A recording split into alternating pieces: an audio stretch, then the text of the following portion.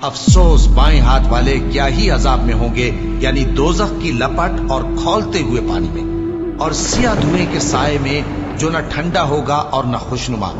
یہ لوگ اس سے پہلے عیش میں پڑے ہوئے تھے اور بڑے گناہ یعنی کفر پر اڑے ہوئے تھے، اور کہا کرتے تھے کہ بھلا جب ہم مر گئے اور مٹی ہو گئے اور ہڈیاں ہی ہڈیاں ہو گئے تو کیا ہمیں پھر اٹھنا ہوگا، اور کیا ہمارے اگلے باپ دادا کو بھی؟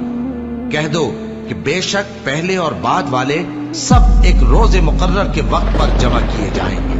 پھر تمہیں جھٹلانے والے گمراہ ہو، تھوہر کے درخت سے کھاؤ گے، پھر اسی سے پیٹ بھرو گے، پھر اس پر کھولتا ہوا پانی پیو گے، پھر پیو گے بھی اس طرح جیسے پیاسے اونٹ پیتے ہیں۔ السلام علیکم ورحمۃ اللہ وبرکاتہ۔ دوستوں امید کرتا ہوں سب ٹھیک ہوں گے۔ جیسے کہ آپ نے یہ آیات سن لی جو میں نے ترجمہ لگایا ہے، اس واقعہ کی آیات ہیں، اور اس طرح کی سینکڑوں آیات قرآن میں موجود ہیں۔ اگرچہ جب ہم اس کو دیکھتے ہیں، پڑھتے ہیں، ترجمہ پڑھتے ہیں تو ہمیں لگتا ہے کہ یہ شاید نان مسلم کے لیے، کافروں کے لیے، لیکن اللہ کی آیتوں کا انکار انڈائریکٹلی مسلمان بھی کر رہے ہیں۔ کیا اللہ تعالیٰ نے قرآن میں یہ نہیں کہا ہوا کہ نماز کو قائم کرو؟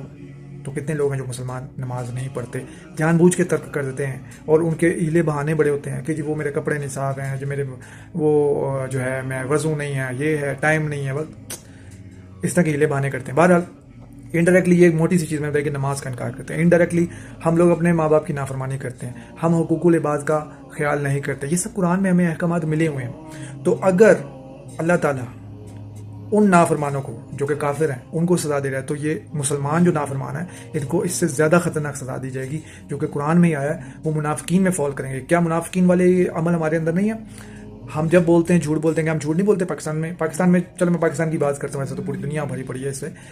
کیا ہم مسلمان ہوتے ہوئے جھوٹ نہیں بولتے؟ کاروبار پہ بیٹھ کے جھوٹ بولتے ہیں، ڈیوٹی سے لیٹ ہو گئے ہیں تو جھوٹ بول دیا کہ یار وہ میرے مسئلہ ہی ہو گیا۔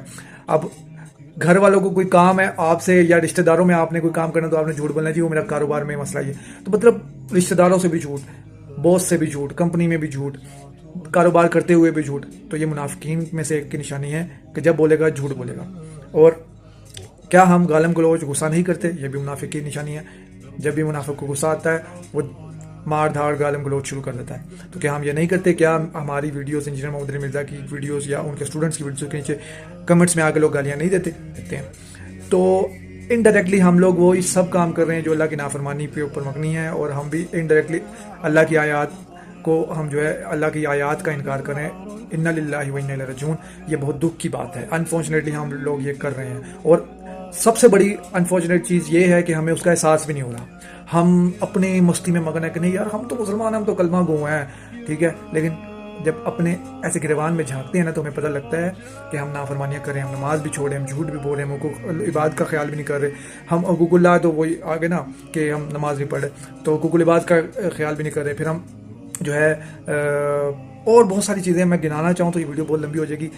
باقی اس پہ ضرور غور کریں کہ اگر نافرمانوں کو یہ عذاب دیا جا رہا ہے تو نافرمان کافر تو ہیں ہی، وہ تو ڈائریکٹلی سامنے آ گئے، لیکن جو انڈائریکٹلی جو سامنے نہیں آئے وہ کون لوگ ہیں؟ وہ ہم میں سے ہی ہیں، ہم کلمہ گو مسلمانوں میں سے ہی ہیں، جنہوں نے کلمہ تو پڑھا ہوا ہے لیکن اللہ کی نافرمانی کرتے ہیں۔ اسی کے ساتھ اجازت دیجیے۔ جزاک اللہ خیر۔ السلام علیکم ورحمۃ اللہ وبرکاتہ۔